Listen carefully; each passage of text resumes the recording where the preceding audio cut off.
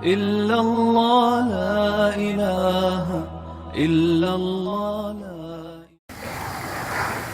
السلام عليكم ورحمة الله وبركاته. الحمد لله والسلام على عباده الذين اصطفى. اللهم صل وسلم على نبينا محمد صلى الله عليه وسلم. أما بعد،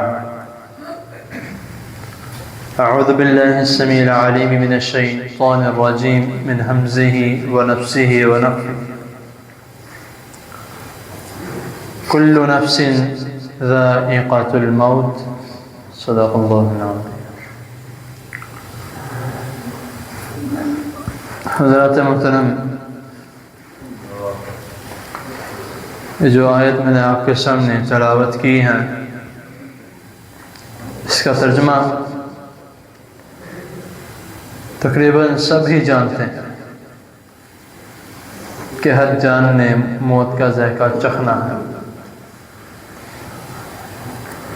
اللہ تعالیٰ نے انسانوں کے آنے کی ترتیب رکھی ہے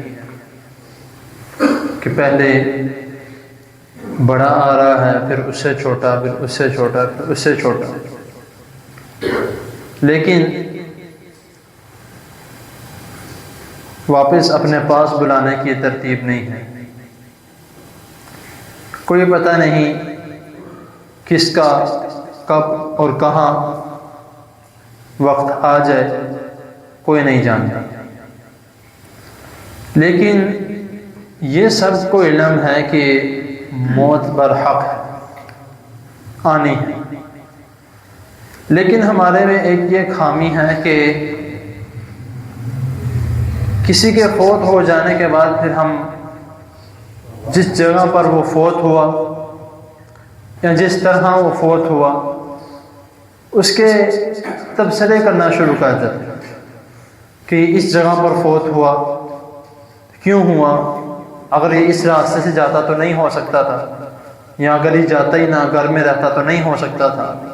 اکثر والدین اس طرح کرتے ہیں کہ اگر بیٹے کو باہر بھیجا ہے تو خدا نخواستہ کسی حادثے کی وجہ سے اللہ کو پیارا ہو گیا تو وہ پھر اپنے آپ کو برا بلا بولتے ہیں کہ میں نے اس کو کیوں باہر بھیجا، نہ بھیجتا یا نہ بھیجتی تو اچھا تھا، گھر میں رہتا تو آج اس کے ساتھ اس طرح نہ ہوتا، ہم میں موجود ہوتا۔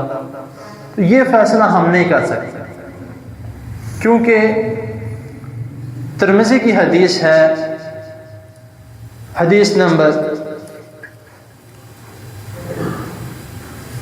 2147 میں حضرت ابو عزہ بیان کرتے ہیں کہ رسول اللہ صلی اللہ علیہ وسلم نے فرمایا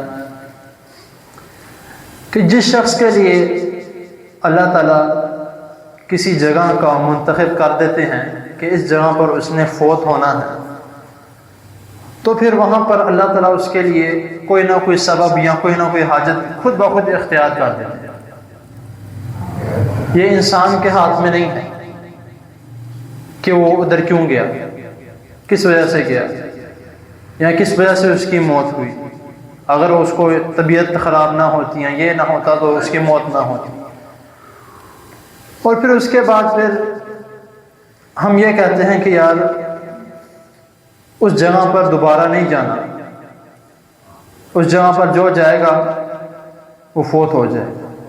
کیوں بھئی؟ آپ اللہ تعالیٰ کو روک سکتے ہو؟ گھر میں بیٹھے بیٹھے انسان کو یا رات کو سویا ہوا ہے، وہ کہاں گیا؟ وہ تو کہیں نہیں گیا، اپنی جگہ سے اٹھ کے حتیٰ کہ یہاں تک کہ پانی پینے تک نہیں گیا، اپنی جگہ پر لیٹا۔ اس کو کیا کہو کہ وہ موٹر سائیکل پر گیا یا باہر کی طرف کہیں نکل گیا تو اس کا حادثہ ہوا، یا خود بخود اس کو خدا نہ خواستہ کوئی مسئلہ بن گیا، فوت ہو گیا، کچھ کہہ سکتا نہیں؟ کیا کہیں گے کہ وہ رات کو سویا تھا بس صبح اٹھا نہیں، یہی کہیں گے۔ تو پھر کیوں، کس وجہ سے ہم نعوذ باللہ، اللہ تعالیٰ سب کو اس کام سے محفوظ رکھے، کہ ہم کیوں رب بننے کی کوشش کرتے ہیں کہ اس جگہ پر گیا، دوسرا کوئی جائے گا وہ بھی وہاں پر فوت ہو۔ کوئی کتنا کہہ سکتا ہے؟ کوئی بھی نہیں کہہ سکتا۔ قرآن مجید میں آتا ہے سورہ بنی اسرائیل 15واں سپارہ ہے آیت نمبر 85 میں 85، یسألونک عن الروح قل الروح من امر ربی۔ سوال کیا گیا روح کیا ہے، جو ہمارے اندر ہے، جس کی وجہ سے ہم چل پھر رہے ہیں، وہ کیا ہے؟ فرمایا قل الروح من امر ربی، کہہ دیجئے، کون؟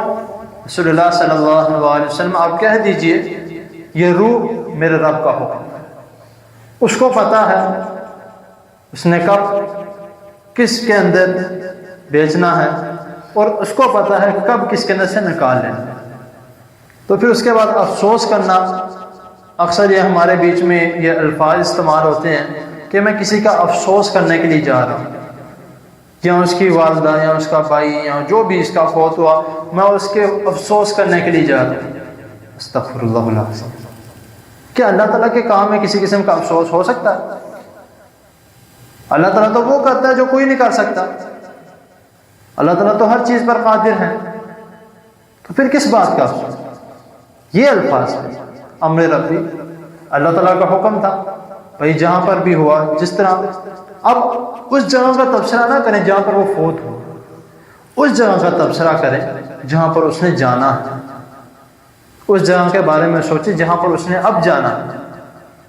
وہ فوت ہو گیا، دنیا سے چلا گیا، جس جگہ پر وہ گرا، جس جگہ پر وہ لیٹا، جس جگہ پر وہ فوت ہوا، وہ جگہ ختم ہو چکی، خلاص وہ ادھر فوت ہو۔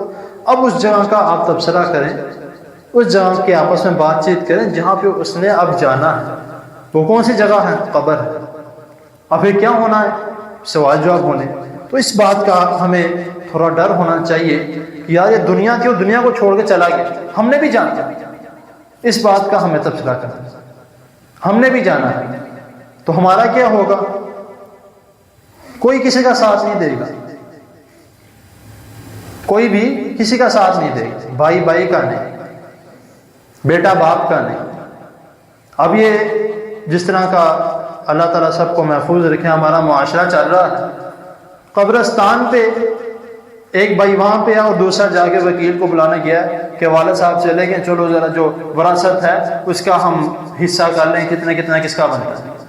یہ تو ہمارا حساب، اس کا ہمیں تبصرہ کرنا کہ تھوڑا خوف ہونا چاہیے ہمیں کہ وہ جانے والا چلا گیا، تو اب کس چیز کا؟ اب وہ قبر میں چلا گیا، اب ہم نے بھی جانا ہے، اس کے پیچھے پیچھے کوئی پتہ نہیں ہماری بھی باری آ جائے۔ تو اسی لیے ہمیں ذرا خیال کرنا چاہیے کہ اس بات پر ہم نہ کریں، یا اس بات کو نہ سوچیں کہ وہ جس جگہ پر فوت ہوا یا جس جگہ پر وہ اس کو اللہ تعالیٰ لے گیا وہاں پر ہم نے نہیں جانا تو ہمارا بھی یہی حال ہوگا۔ اللہ تعالیٰ بہتر جانتا ہے۔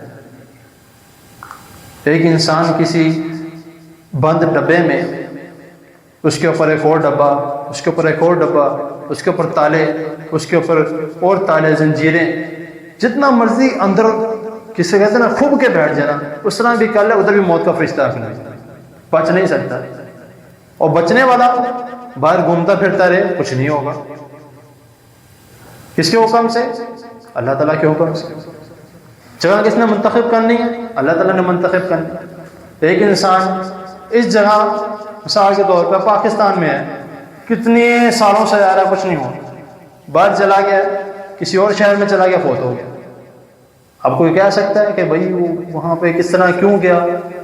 کوئی نہیں کہہ سکتا۔ تو اسی لیے یہ کام چھوڑ دیں، جو جہاں پہ فوت ہوا ٹھیک ہے چلا گیا، آگے اس کا سوچیں کہ آگے اس کے بارے میں کیا ہو، وہ اس کو اپنی جگہ پر رکھ کے ذرا سوچیں، یا اپنے آپ کو اس کی جگہ پر رکھ کے سوچیں کہ وہ چلا گیا، ہم نے بھی جانا ہے، ہم سے بھی آگے سوال جواب اس بات کے بارے میں تھوڑا تبصرہ کریں۔ تو انشاءاللہ تعالیٰ اگر ہم اس بات کے بارے میں تبصرہ کریں گے تو ہم ابھی زندہ ہیں تو ہم ٹھیک ہو جائیں، اپنے گناہوں کا، اپنے جو ہم نے جو کچھ کیا ہے اپنی زندگی میں، اس کے بارے میں ذرا سوچیں گے تو انشاءاللہ تعالیٰ پھر آگے کی ٹینشن نہیں ہمیں دے گی۔ کیوں؟ کیونکہ ہم نے اپنے آپ کو درست کر لیا، اپنے آپ کو ٹھیک کر لیا، تو ہمیں یہ پتہ ہوگا کہ انشاءاللہ ہم آگے جائیں گے تو اللہ تعالیٰ ہمیں جنت میں بھیج دیں گے انشاءاللہ تعالیٰ۔ تو پھر کسی قسم کی ٹینشن نہیں، پھر ہم کسی بات پہ کوئی غم نہیں کریں گے یا کسی بات پر۔ تو یہ چیزیں چھوڑ دیں. اور اس کے علاوہ جو میں نے آخر میں جو اس سے پہلے الفاظ کیے تھے کہ افسوس والے الفاظ یہ استعمال نہ کرے.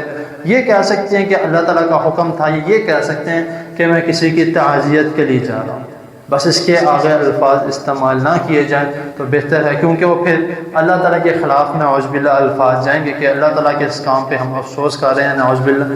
تو اسی لیے صرف اور صرف اتنے الفاظ کہ میں کسی کی تعزیت کے لیے جا رہا ہوں. تو یہ ایک سبق سمجھ لیں، ایک پیغام سمجھ لیں. تو یہ سبق ایسا ہے کہ اس پر میں نے بھی عمل کرنا ہے اور آپ نے بھی عمل کرنا ہے انشاءاللہ. اللہ تعالیٰ کے حضور دعا ہے اللہ تعالیٰ جو سنا جو اس نے اس کو سمجھنے کے، اس پر عمل کرنے کی توفیق عطا فرمائے. وآخر دعوانا الحمدللہ رب العالمین. جزاکم اللہ.